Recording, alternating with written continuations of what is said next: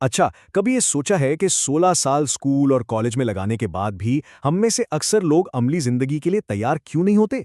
आज हम इसी स्किल गैप पर बात करेंगे। ये वो खला है जो हमारी किताबी तालीम और असल दुनिया की ज़रूरतों के बीच में रह जाता है। ये जो एहसास है ना, ये बहुत ही आम है।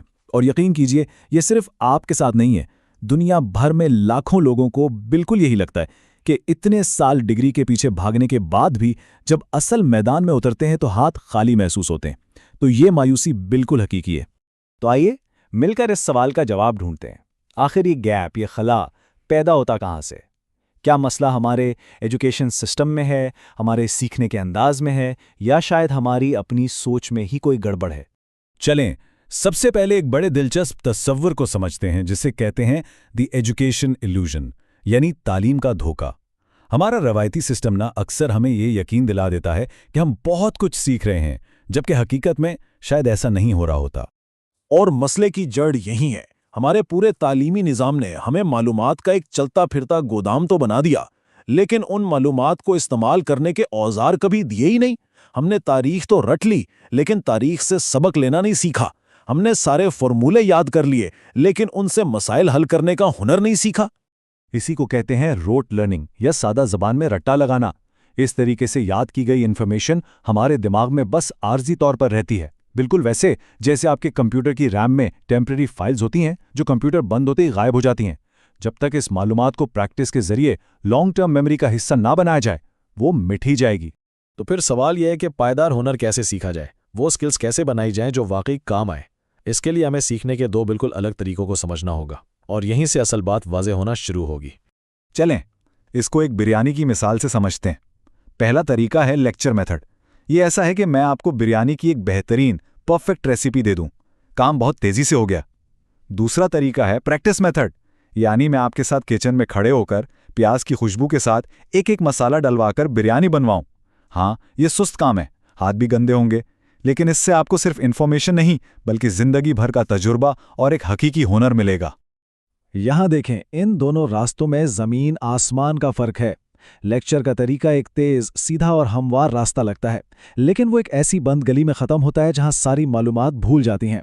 और दूसरा रास्ता यानी प्रैक्टिस का थोड़ा सुस्त है, थोड़ा पथरीला है, लेकिन यही वो रास्ता है जो आपको असल मंजिल तक पहुंचाता है, यानी एक पायदार महारत तक। इसको एक सिंपल सी इक्वेशन समझे। इन्फॉर्मेशन को जब प्रैक्टिस से डिवाइड किया जाए, मतलब जब प्रैक्टिस 9 होने के बराबर हो या 0 हो, तो नतीजा क्या निकलेगा?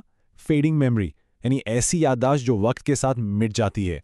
लेकिन जब आप इस इक्वेशन को बदल देते हैं और तजर्बे में गौर व फिक्र यानी रिफ्लेक्शन को जमा करते हैं, तो एक बिल्कुल ही अलग नतीजा निकलता है। आप सिर्फ ये नहीं जानते कि क्या करना है, बल्कि आप क्यों और कैसे भी समझ जाते हैं। और यही तो असल महारत है।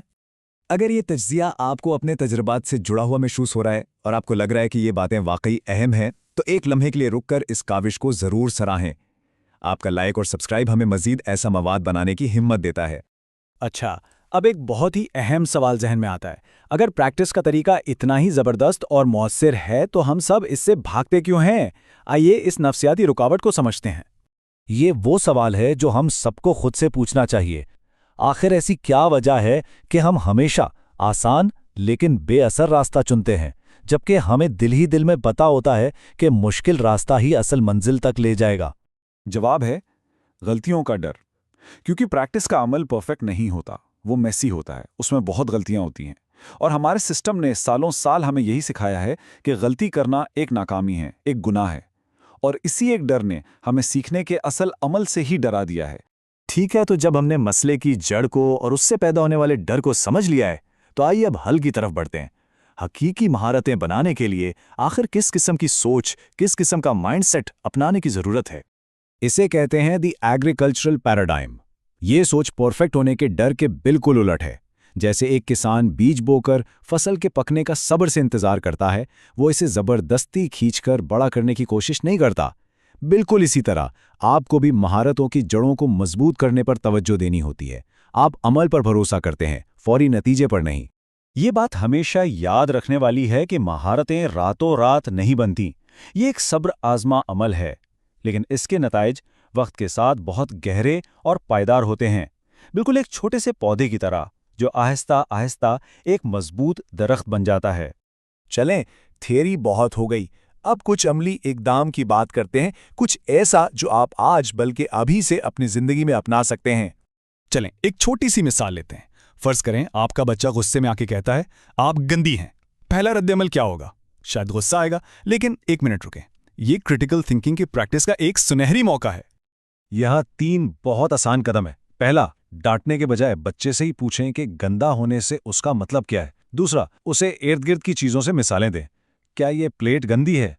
ताकि वो तसव्वुर को हकीकत से जोड़ सके। और तीसरा, इस तसव्वुर को उल्टा करके देखें, यानी साफ क्या होता है। देखा, सिर्फ 3 सवालों से आपने एक आम सी बातचीत को एक जबरदस्त सीखने के तजुर्बे में बदल दिया। यही असूल ज़बान सीखने और बोलने पर भी लागू होता है। अक्सर हम इसमें अटक जाते हैं क्योंकि हमें परफेक्ट लफ्ज़ नहीं मिल रहा होता। इसका हल है एक जजमेंट फ्री यानी तनकीद से पाक माहौल बनाना। जब दिमाग पर परफेक्ट होने का दबाव नहीं होता ना, तो वो ज़्यादा क्रिएटिव और तेज़ काम करता है और फिर अल्फाज खुद ब खुद आने लगते हैं। तो आज की इस गुफ्तगू को मैं इस एक सवाल पर ख़त्म करना चाहूँगा। आज अपनी ज़िंदगी में, काम पर या घर में, सिर्फ एक बार किसी को सीधा जवाब देने के बजाय एक सवाल पूछने की कोशिश करें और फिर देखें कि इस छोटी सी तब्दीली से आपकी और दूसरों की सोच में क्या फ़र्क पड़ता है। इस इल्म को अपने तक महदूद ना रखें, इसे उन लोगों के साथ शेयर करें जिनकी आप फिक्र करते हैं। और अगर आप इस सफ़र पर मज़ीद गहराई में जाना चाहते हैं और अपनी महारतों को वाकई संजीदगी से बेहतर बनाना चाहते हैं, तो हम आपकी मदद के लिए मौजूद हैं। दी गई मालूमात पर राब्ता करें। हमारे साथ जुड़ने का बहुत बहुत शुक्रिया।